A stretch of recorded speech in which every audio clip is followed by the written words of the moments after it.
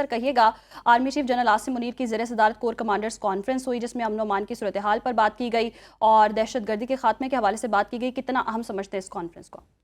دیکھیں، بڑی امپورٹنٹ ہوتی ہے جب بھی اس طرح کی کانفرنس ہوتی ہے تو یقیناً اس میں تمام جو ڈومیسٹک سیکیورٹی کے ایشوز ہوتے ہیں، ریجنل ایشوز ہوتے ہیں، اس پہ بات چیت کی جاتی ہے. اور اسپیشلی جب ٹیررزم آج کل پاکستان میں دہشت گردی ہو رہی ہے ویسٹ سے، اور وہ جس میں تانے بانے انڈیا سے ملتے ہیں، تو اس پہ یہ بات چیت یقیناً جو ریسنٹ ڈیولپمنٹس پہ اس پہ بھی بات چیت ہوئی ہے. جموں اینڈ کشمیر کی بات کی گئی ہے کیونکہ کل جموں اینڈ کشمیر کا جو سالیڈریٹی ڈے ہے ان کے ساتھ ہے.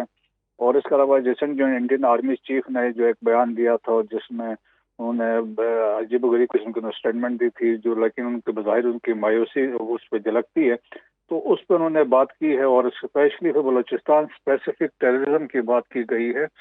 اور ایک واضح میسج چیف نے اپنے وزٹ میں بھی دیا تھا اور آج بھی اس طرح ایک میسج آیا ہے کہ کسی صورت میں جو پیس ہے، امن ہے بلوچستان میں اور یا خیبر پختونخوا ہے، کسی صورت میں اس کو خراب نہیں ہونے دیا جائے گا.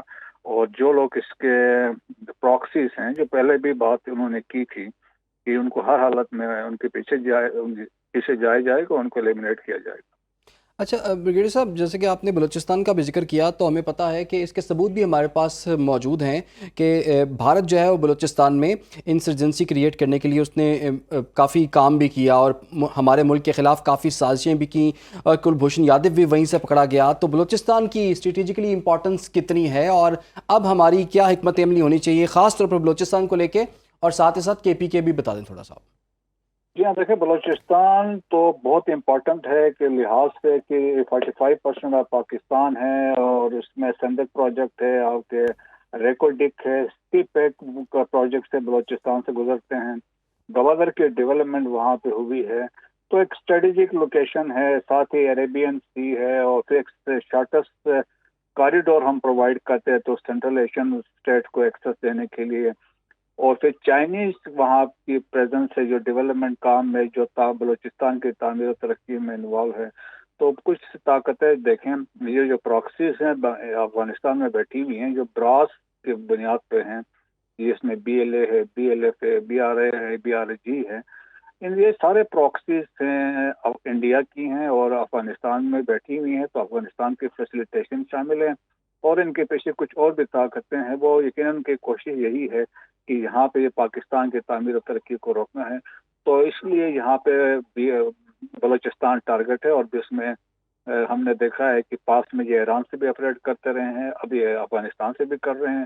پیچھے جو میں نے آپ کو بتایا انڈیا کھل کے ان کا سپورٹ کر رہا ہے. اور خیبر پختونخوا میں دیکھیں کہ وہاں پہ تو فتنہ الخارج زیادہ ایکٹیو ہے، آلدو بلوچستان میں بھی ان کی پریزنس ہے، لیکن خاص طور پہ جو ساؤتھ کے ہمارے ڈسٹرکٹس ہیں یا ڈویژنس ہیں وہاں پہ ان کی پریزنس زیادہ اس لیے ہے کیونکہ یہ بارڈر یہاں پہ لگتا ہے، خوست ہے، ننگہار ہے، اور اس کے بعد پکتیکا ہے. یہاں پہ فتنہ الخارج کے لوگوں کی بڑی پریزنس ہے. سو دیئرفور یہاں ہی پہ زیادہ حملے اس لیے ہوتے ہیں، یہیں سے انفلٹریشن ہوتی ہے. مسعود صاحب، اس کانفرنس میں بات کی گئی ہے کہ نوجوانوں کی برین واشنگ ہو رہی ہے، ورگلایا جا رہا ہے. آپ کیا سمجھتے ہیں؟ جیسے کہ کچھ دہشت گرد تھے جنہوں نے واپسی کا سفر اختیار کیا اور پھر پریس کانفرنسز بھی کی کہ کیسے ان کی برین واشنگ کی گئی. آپ کیا سمجھتے ہیں؟ جیسے کہ آپ بتا رہے ہیں کہ بلوچستان ہو، افغانستان ہو، ان کے تانے بانے یہیں سے جڑتے ہیں، یہیں پہ سہولت کار بھی ہیں، ٹھکانے بھی ہیں، پھر ان کو لے جایا جاتا ہے نوجوانوں کو برین واشنگ کر کے. اس عمل کو کیسے کنٹرول کیا جا سکتا ہے کہ نوجوانوں کے لیے ایسی کوئی مہم چلائی جائے اور ان کی برین واشنگ سے اس عمل کو روکا جا سکے؟ جی ہاں، دیکھیں بڑا امپورٹنٹ ہے. لوگ آلریڈی واپس آ رہے ہیں. جس طرح پاس میں ہمارے پاس مثالیں ہیں، گلزار امام شامبے کی مثال ہے، سرفراز بنگل زئی ہے، اور اس کے ساتھ ریسنٹلی کمانڈر نجیب واپس آیا تو اس کے ساتھ بہت سارے لڑکے بھی تھے. تو واضح طور پر انہوں نے کہا ان کو ورگلایا گیا اور ان کو جس طریقے سے ان کو کہا کہ پیسے دیں گے، موٹر سائیکل دیں گے، ان کو لے کے گئے، بٹ دے ریئلائز اور واپس آ گئے. اسی طرح خواتین کا جس طرح استحصال کیا جا رہا ہے بلوچ دہشت گردوں کی طرف سے، ولسن سینٹر نے رپورٹ جاری کی ہے جس میں انہوں نے کہا خواتین کو بلیک میل کر رہے ہیں اور اس کے بعد ان کو برین واشنگ کر کے ان کو یوز کیا جا رہا ہے فار سوسائڈ اٹیکس. تو میرے خیال میں ہمیں ایڈریس کرنا چاہیے یوتھ کو. یوتھ پاکستان میں جنرلی دیکھا 65% پاپولیشن آپ کی یوتھ جو 30 ایئر سے نیچے والے لوگ ہیں تو ہے، اور خاص طور پہ بلوچستان میں زیادہ ہمیں چاہیے کہ ان کو ایڈریس کریں. اور آلریڈی میرے خیال میں گورنمنٹ اس پہ کر رہی ہے، پاکستان آرمی اپنے لیول پہ کر رہی ہے.